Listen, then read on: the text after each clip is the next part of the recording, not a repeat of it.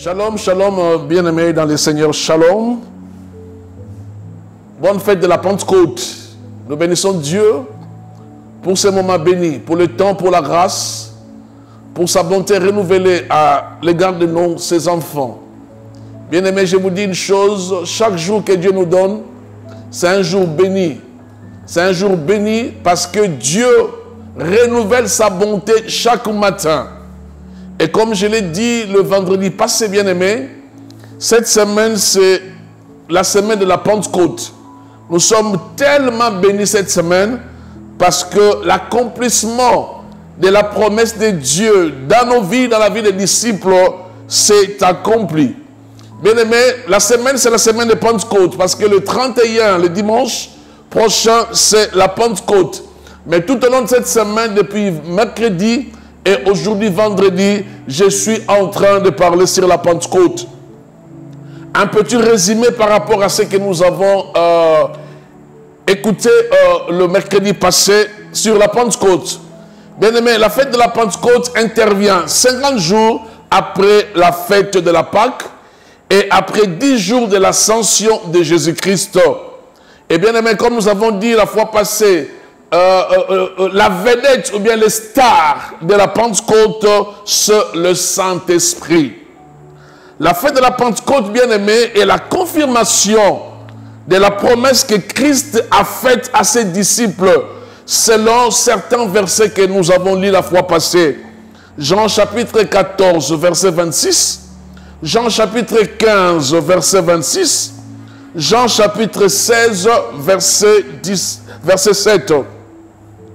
Bien-aimé, la Pentecôte, l'accomplissement de la promesse. Dieu avait promis et Dieu a réalisé. Nous avons lu Actes des Apôtres, chapitre 2, versets 1 à 13. La Bible nous dit, les disciples, ils étaient tous réunis dans une même maison, dans une chambre. Ils étaient ensemble, unis, réunis, entendant la promesse de Dieu. Et la Bible nous dit, tout à coup, le Saint-Esprit est descendu. Et nous avons vu la fois passée, bien-aimés, les jours de la Pentecôte, les disciples étaient tous dans un même lieu, comme Christ les avait recommandé. Signe de l'unité d'une assemblée forte, entendant une promesse de leur maître. Actes des Apôtres, chapitre 1, verset 4. Jésus, avant l'ascension, il a dit à ses disciples, ne vous éloignez pas de Jérusalem. Attendez ce que je vous ai promis. Et Dieu a réalisé sa promesse. Et nous avons compris une chose dans Actes des Apôtres, chapitre 2. Ils étaient ensemble dans l'unité, la promesse est arrivée. Et le mercredi passé, nous avons parlé sur l'unité. L'unité est la chose la plus importante dans ta vie, dans ton foyer, dans ta famille, dans ton église. Et si nous voulons voir l'accomplissement de la promesse de Dieu, restons dans l'unité. Bien-aimé, la Bible dit dans Matthieu chapitre 8, verset 19 à 20, la Bible dit, si 2 ou 3 s'accordent, il y a un verbe accorder, s'accordent pour demander quelque chose, Dieu va leur donner. Et nous avons défini accorder. Accorder, vous voulez tout simplement dire mettre des choses en harmonie, avoir une même pensée, un même sentiment, une même foi chrétienne, un même langage. Et bien aimé, l'unité apporte la réussite, le succès là où les gens sont ensemble. Un peuple divisé, une maison divisée, une église divisée ne verra jamais la main de Dieu. Et nous avons vu ça, bien aimé, avant de clôturer le mercredi, l'exemple de Moïse, de Josué, de Aaron et de Hur. Moïse a demandé à Josué d'aller combattre les Amalek. Et Moïse est monté à la montagne.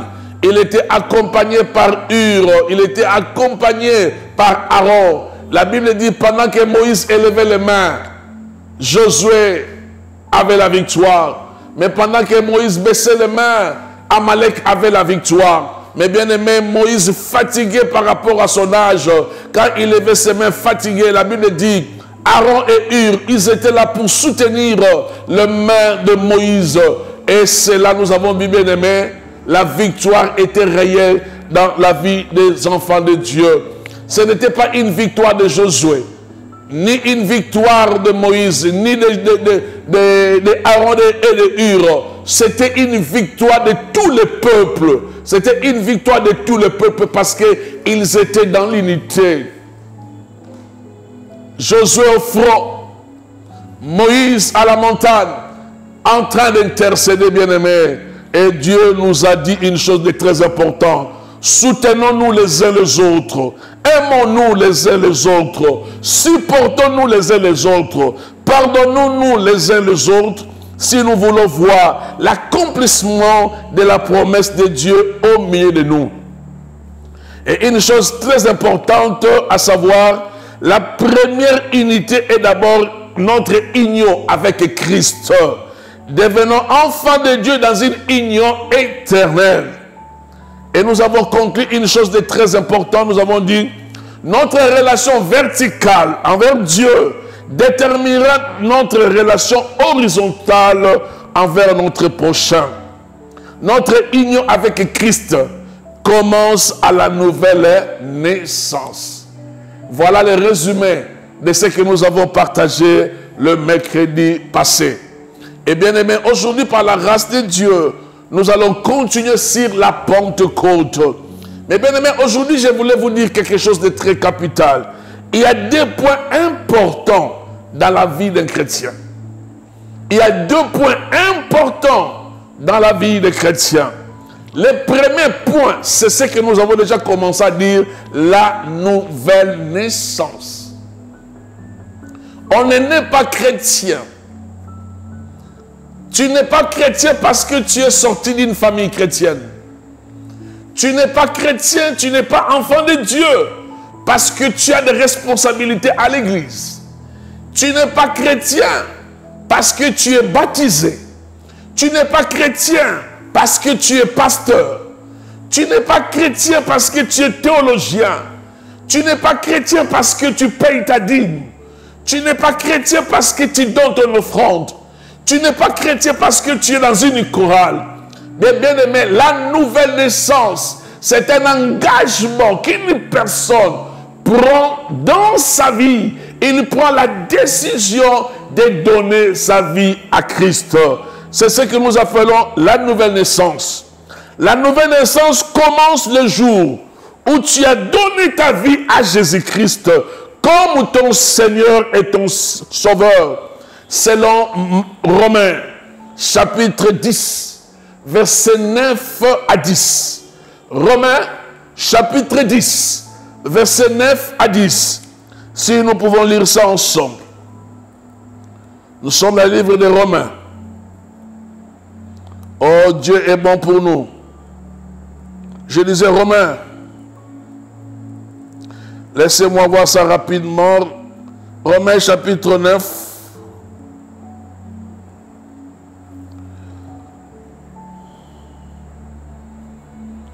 Oh, Dieu est bon pour nous. Je disais, pardon, Romains chapitre 10. Romains chapitre 10. Versets 9 à 10.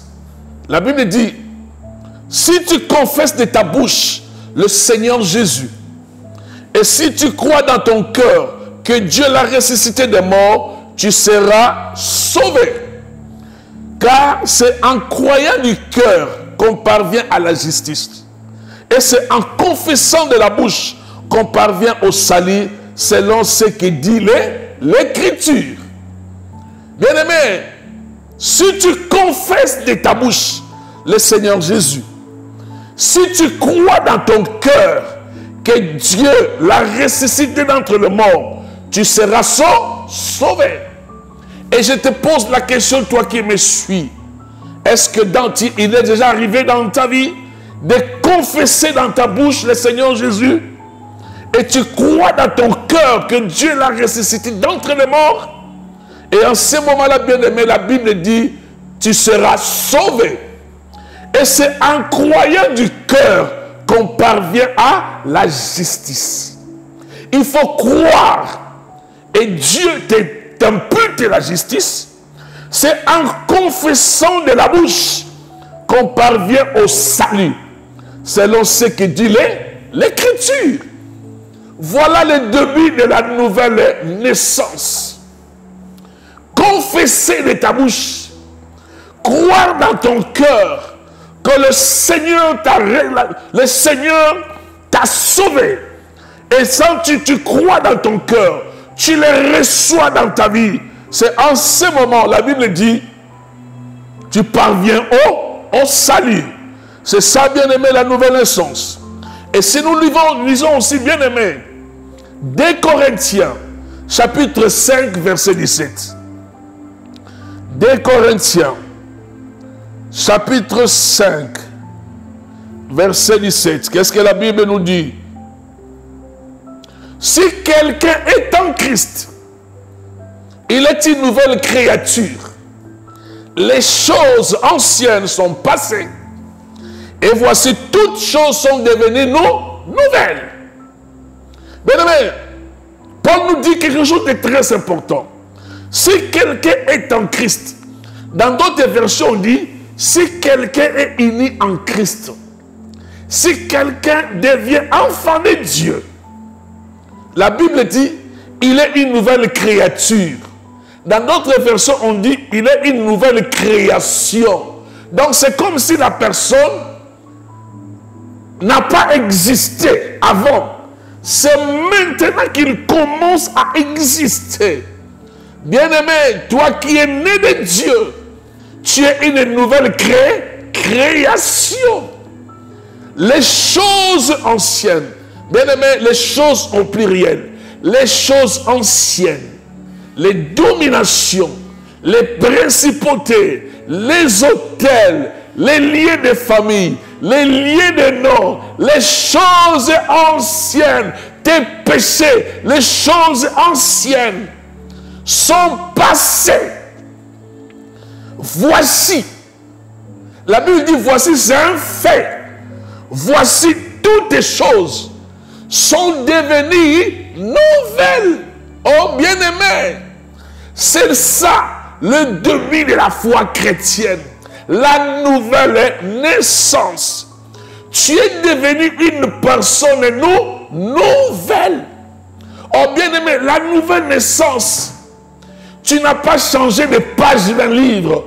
Mais la nouvelle naissance, tu as changé de livre. Bien-aimé, c'est important. Parce que quand je suis en train de lire un livre, quand je change de page, bien-aimé, je peux avoir la tentation de revenir par rapport aux pages que j'ai déjà passées. Mais la Bible nous dit, nous avons changé de livre, changé de position. Bien-aimé, c'est le premier point dans la vie des chrétiens. Beaucoup sont à l'église, mais ils ne sont pas nés de Dieu. Beaucoup sont à l'église, ils ne sont pas de nouvelles créatures. Bien-aimé, on devient une nouvelle créature. Tu dois confesser de ta bouche. Oh, moi je me souviens, j'étais fils d'un diacre. J'étais baptisé dans une église.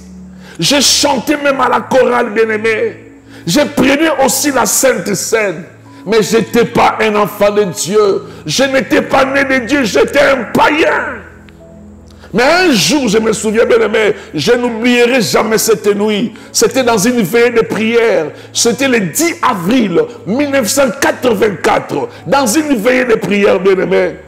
J'ai écouté une parole qui a bouleversé ma vie. J'ai écouté une parole qui a transformé ma vie. Je me suis dit, malgré que je suis enfant de diacre, malgré que je fréquente l'église, je n'étais pas enfant de Dieu. Et c'était cette nuit-là, j'ai confessé de ma bouche. J'ai crié dans mon cœur, j'ai dit, Seigneur, aujourd'hui je prends l'engagement de te donner ma vie. Que tu deviennes mon Seigneur, que tu deviennes mon Sauveur. Et c'était cette nuit-là, bien-aimé, j'ai pleuré, je me suis mis à genoux, j'ai dit, Seigneur, prends ma vie. Et c'est là a commencé ma vie chrétienne. C'est là où j'étais né de Dieu. Bien-aimé, la Pentecôte, pour que ça soit une réalité dans ta vie, tu dois être né de Dieu. Si tu n'es pas enfant de Dieu, bien-aimé, je peux parler de la Pentecôte, je peux parler de la promesse du Saint-Esprit, mais si tu n'es pas né de Dieu, bien-aimé, rien ne passera dans ta vie.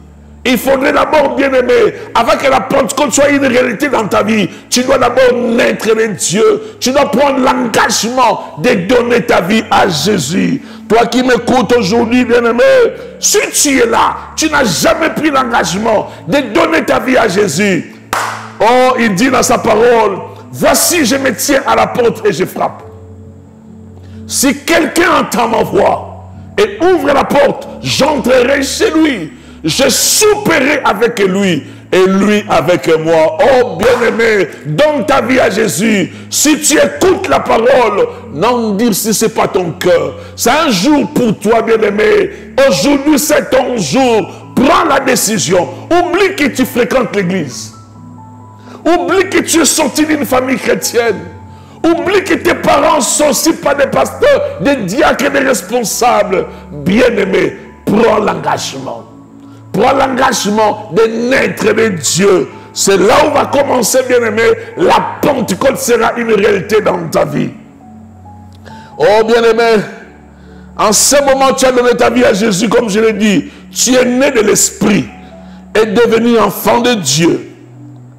Mais bien-aimé, il y a une chose importante. Tu peux être enfant de Dieu.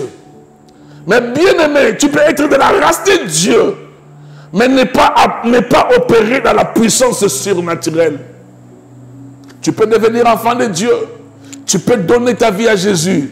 Mais bien aimé, il peut arriver dans ta vie de vivre des faiblesses, de vivre des blocages, des choses qui n'arrivent pas. Tu n'arrives pas à vivre le surnaturel dans ta vie. Le jour où nous sommes nés de Dieu, le Saint-Esprit est venu habiter en nous. Et nous donne la nature de Dieu. Le Saint-Esprit bien-aimé est venu habiter dans ta vie les jours où tu es né de Dieu. Et Dieu t'a donné sa nature. Mais la Pentecôte nous est donnée pour que nous puissions pas seulement être nés de Dieu, mais vivre une vie remplie de la puissance surnaturelle de Dieu. C'est important. C'est la raison de la Pentecôte dans la vie d'un enfant de Dieu. Ne sois pas seulement enfant, mais vis la plénitude de l'Esprit. C'est vrai, bien aimé, le Saint-Esprit vit en toi. Mais il ne faudrait pas que le Saint-Esprit chôme dans ta vie. Mais le Saint-Esprit doit se manifester par les dons, par les miracles, par des choses surnaturelles. C'est ce que j'appelle la Pentecôte. Eh bien aimé, laissez-moi maintenant commencer par te dire la Pentecôte, c'est quoi? Bien aimé, premier point. La Pentecôte, Dieu nous investit d'une autorité, d'une puissance surnaturelle par le Saint-Esprit. Je reprends, bien aimé. La Pentecôte, premier point. La Pentecôte, Dieu nous investit d'une autorité, d'une puissance surnaturelle par le Saint-Esprit. Actes des Apôtres, chapitre 1er. Oh bien-aimé, mon cœur est rempli de joie quand je partage de telles choses. Actes des Apôtres, chapitre 1er, verset 8. Jésus dit, mais vous recevez une puissance, le Saint-Esprit survenant sur vous, et vous serez mes témoins à Jérusalem, dans toute la Judée, dans la Samarie, jusqu'aux extrémités de la terre. Jésus dit, vous recevez une puissance. Le Saint-Esprit n'est pas une puissance, mais le Saint-Esprit nous donne la puissance, bien-aimé. Oh, c'est ça la Pentecôte. Le Saint-Esprit en toi te donne la puissance, te donne l'autorité. Oh, bien-aimé, Dieu nous investit. La Pentecôte, Dieu t'investit d'une puissance surnaturelle. Oh, je suis content, bien-aimé. Comprendre, bien aimé, parce que le surnaturel, c'est au-delà des choses naturelles. Quelqu'un qui a l'Esprit de Dieu, il a la puissance du Saint-Esprit. C'est ça la Pentecôte. J'ai dit à quelqu'un, étant enfant de Dieu, Dieu t'a investi d'une autorité. Autorité de régner et de faire de grandes choses. Deuxième point, la Pentecôte. La Pentecôte, bien-aimé. C'est quoi encore la Pentecôte? C'est le bâton de commandement que Jésus-Christ confie à son Église sous le mandat du Saint-Esprit pour dominer. Deuxième point, la Pentecôte, c'est le bâton de commandement que Jésus-Christ confie à son Église sous le mandat du Saint-Esprit pour dominer. Genèse chapitre 1er, verset 27. Genèse chapitre 1er, verset 27. Oh, bien-aimé, c'est merveilleux. Genèse chapitre 1er, verset 27.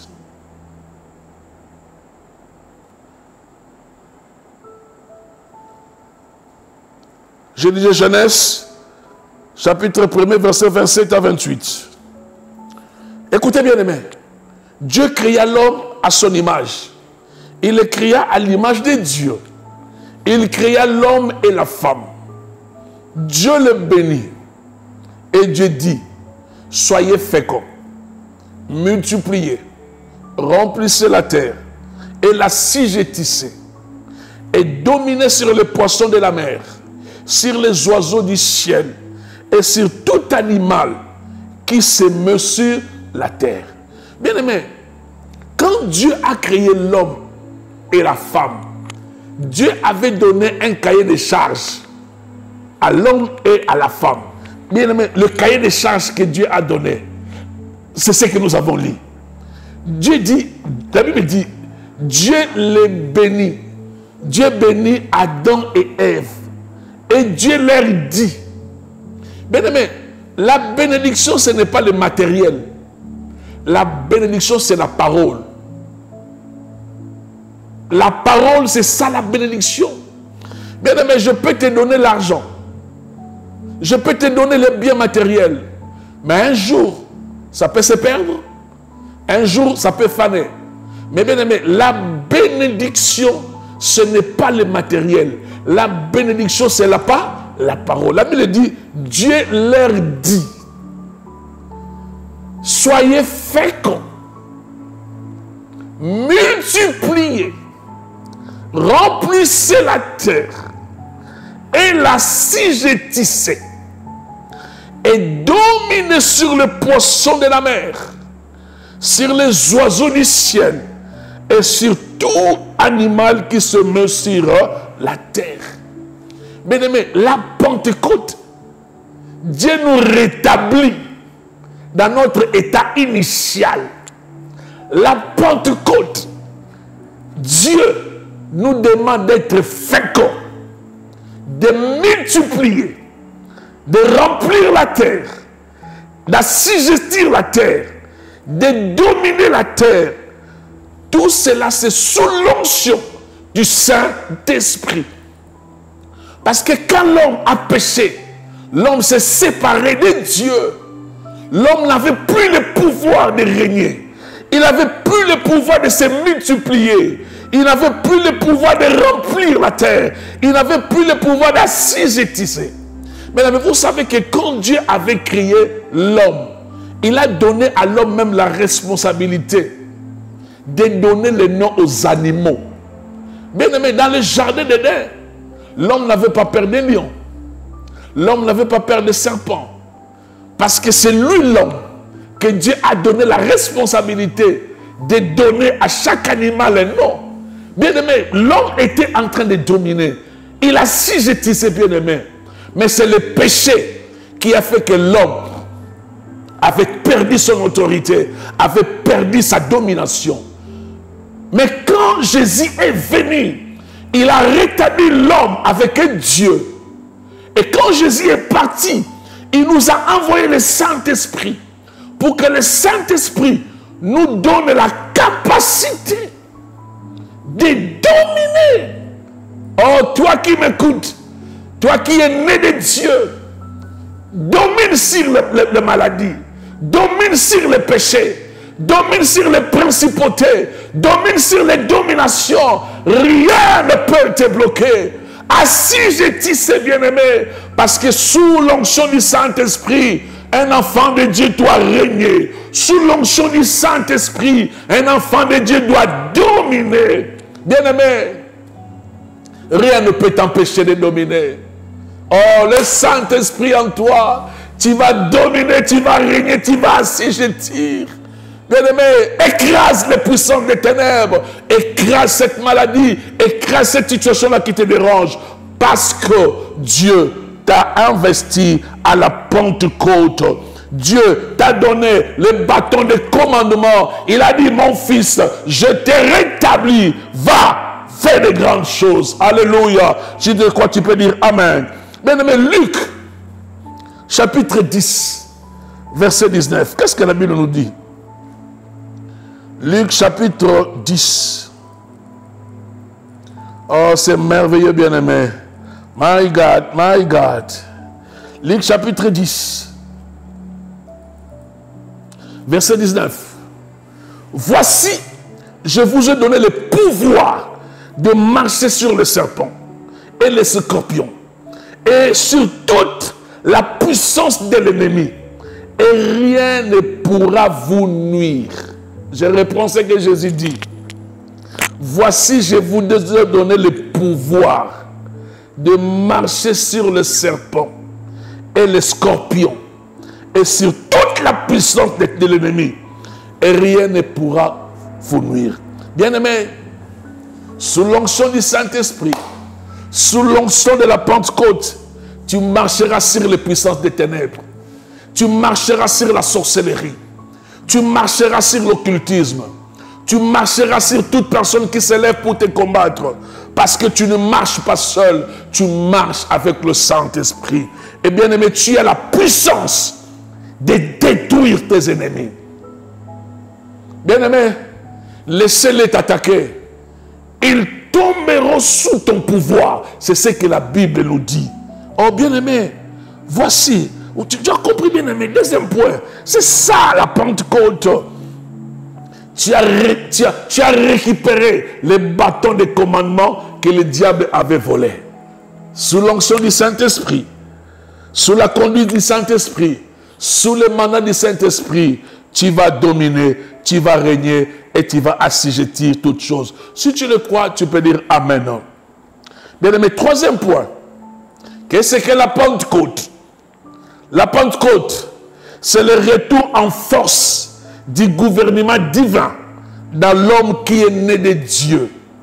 Dieu nous donne des armes nécessaires pour son royaume au travers de son esprit qui vit en nous. La Pentecôte, comme je l'ai dit, c'est le retour en force du gouvernement divin dans l'homme qui est né de Dieu.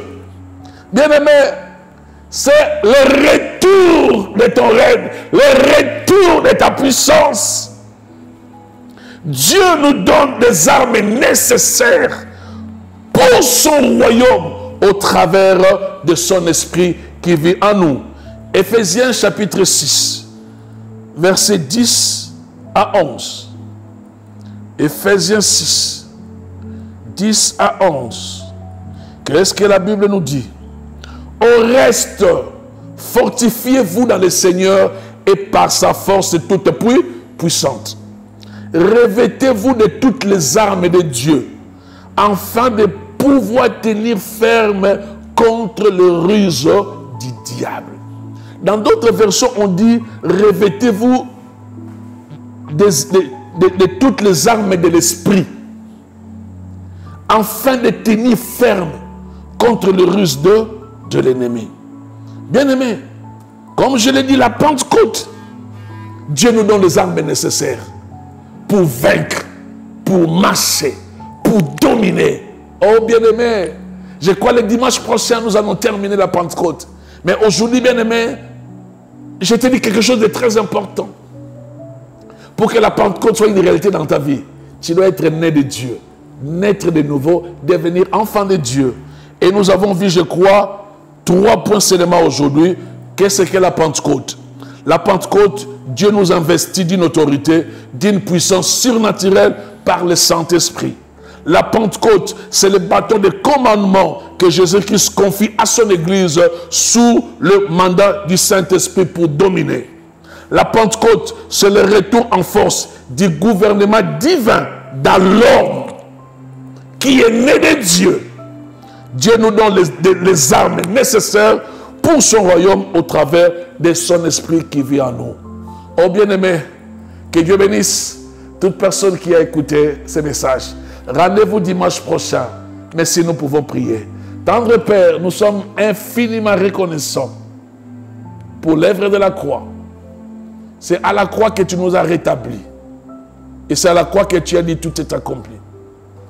Et quand nous avons pris l'engagement de donner nos vies à Jésus, le Saint-Esprit est venu habiter en nous. Il n'est pas seulement là en nous, mais il nous donne la puissance, l'autorité, la capacité de dominer, de régner, d'assujettir.